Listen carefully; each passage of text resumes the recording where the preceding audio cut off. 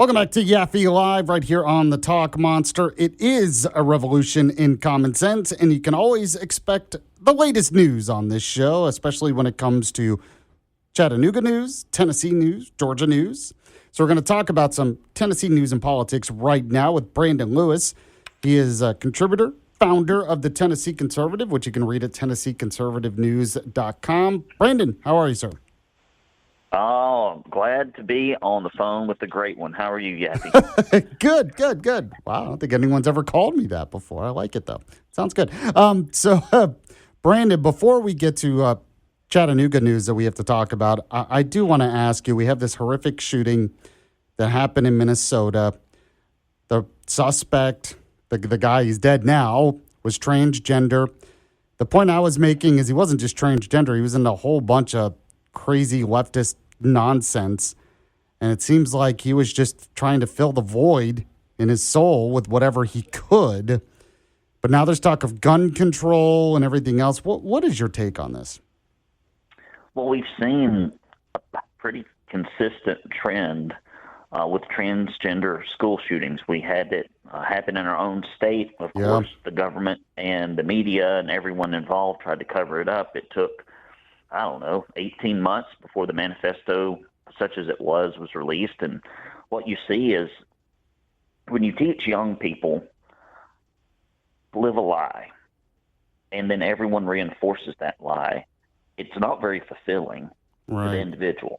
Because when you live, deep down inside, as you analyze reality that you live in, that psychosis only goes so far. Even when people are deluding themselves in the back of their mind, like they know that that's not good, and then you compound that by, as I've mentioned before, I'm a man, right? I'm getting older. I'm 45 years old. The things I have to do as a man to keep myself in shape and healthy, it's hard enough to age gracefully and healthfully, but when you start putting a bunch of drugs into a young person's body that tries to make them into a woman or make a man or a woman into a man, that's got to wreak havoc on your psychological, spiritual, and physical health. And so you put those two cocktail mixtures together, they are unhappy, and they can't think that perhaps that unhappiness might start from within, and so they start looking without. And a lot of bitterness and entitlement happens in those environments, and that is just that's a very volatile situation. And I think we need to take a look at it, because it's not that, hey, we've got a lot of transgender shooters. Indeed, we do. I think the bigger story is relative to the population, the percentage that happen. And that's what you've got to always look at. The numbers are not just mass numbers. It's like, okay, how many of these individuals do we have? Why is this percentage so much higher? And I'm hoping that the medical community will finally take the scales off their eyes and treat these people the way they deserve, instead of what cultural tribalism would recommend. Yeah, there is something to be said, I think. And apparently there's more information that he said he hated himself, wasn't sure he was glad he transitioned, all of this stuff. But it's like, what really worries me, honestly, and I think we're already starting to see this, is we're seeing some leaders on the left say, no, this is proof that we need to be more affirming. Even though, he grew up in Minnesota, Minneapolis, his family, everyone else, they thought the answer to his issues was to affirm him, change his name, everything else. If we do all this, if we just placate him, it'll make him happy. And obviously that didn't work. No, it never seems to help children when parents don't take the uncomfortable role of being parents. We're not here to be friends. Your kids will have friends their entire life, a multitude of friends from different varied backgrounds, some good, some bad, but they only have two parents, right? And when those two parents are on the same page, when they share the same values, and you correct and guide your children, that is good parenting. That is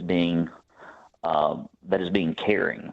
It may not feel like it in the moment, and every moment that you have to be consistent with your children, but this is a scourge on our culture. It's harmful.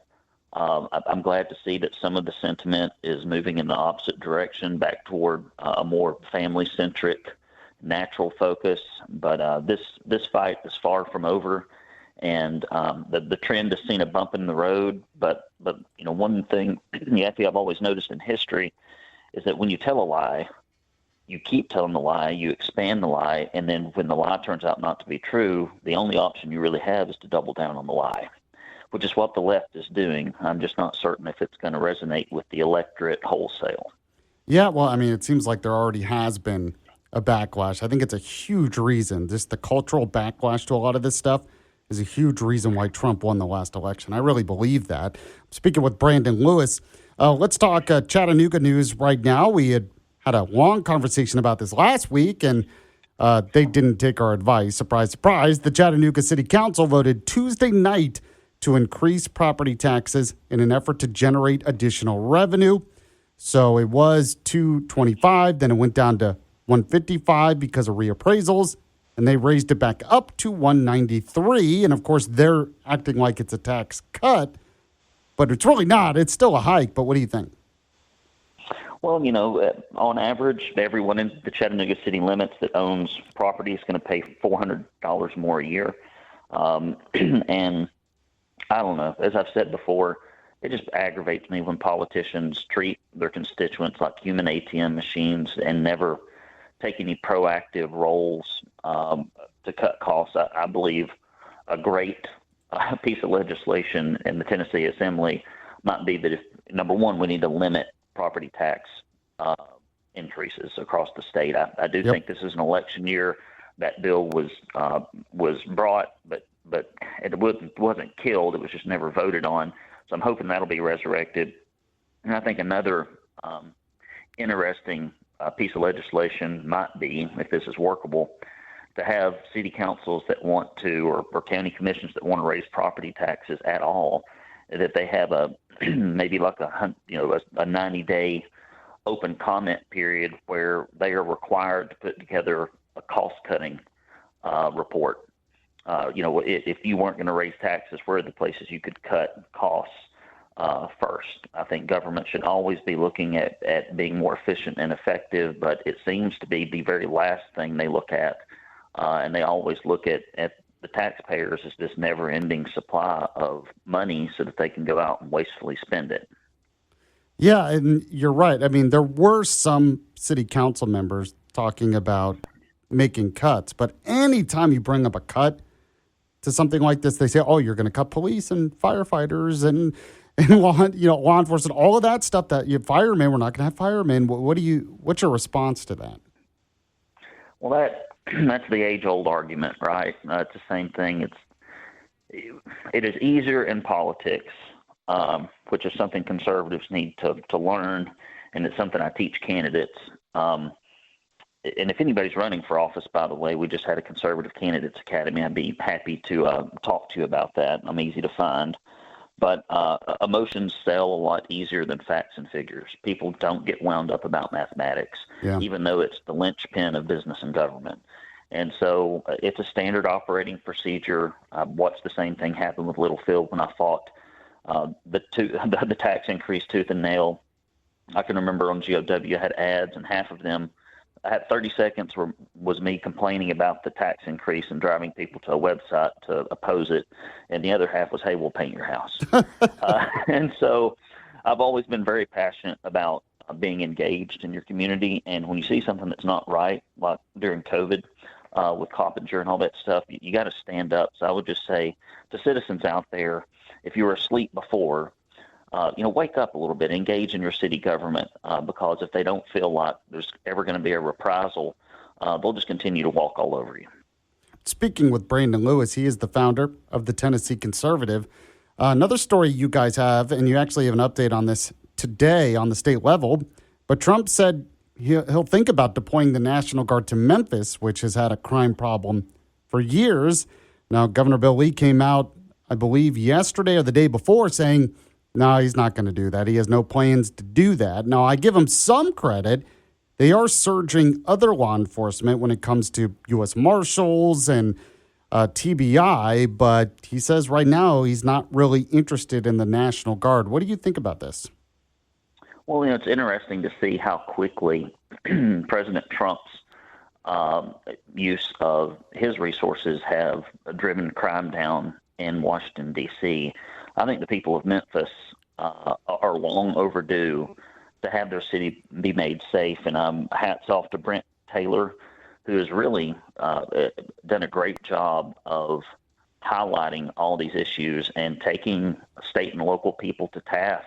Because, the thing you got to realize is a lot of the crime issues we have in Chattanooga, a lot of the crime issues we have all across the state, all that authority in the city government and the county government, it is not autonomous. It all comes from the TCA code, which means it's controlled by the legislature. And I would love to see our Republican supermajority in these cities where Democrat mayors are just completely oblivious to quality of life issues and crime, to make them do their job, or if they're not going to do it, go do it for them. Because I moved out of the city of Chattanooga largely because of crime, quality of life, and fear that taxes would just go up forever. And when stories like this come out, it makes me very happy. I moved up on Signal Mountain, which is, according to our recent reporting, the second safest city in Tennessee. And the reason it's safe up here is because there are cops sitting along the road, and if you go more than 35 miles an hour, they're pulling your happy butt over.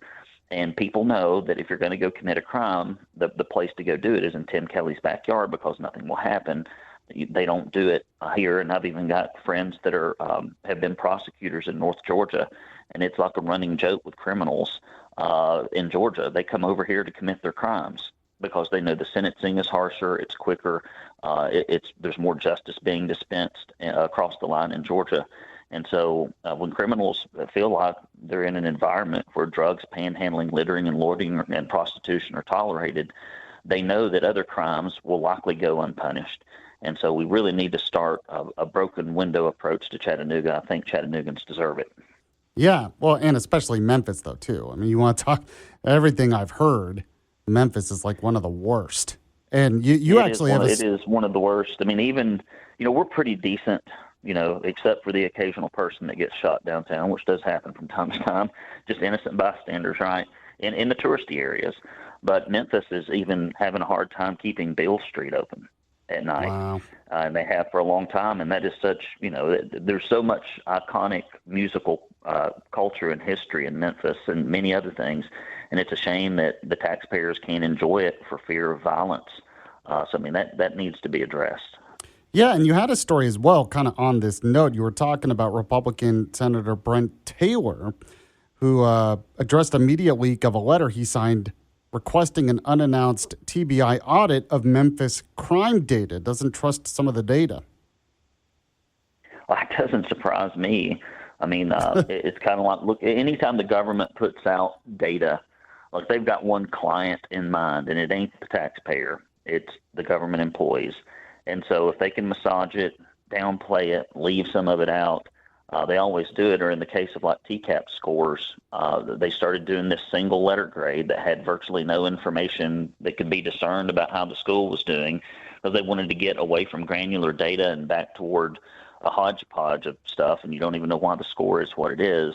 And so government has two main tactics that you'll watch them use. Number one is they will lie about the data or misrepresent it or leave it out. Number two is they will move the definitions and the goalposts. If you look at, studies and things, or just look at the curriculum of middle schoolers back in the 1950s, 40s, and 20s, it's what we're giving to seniors, and they can't do it as well as the kids did in 4th, 5th, and 6th grade, 50 years ago.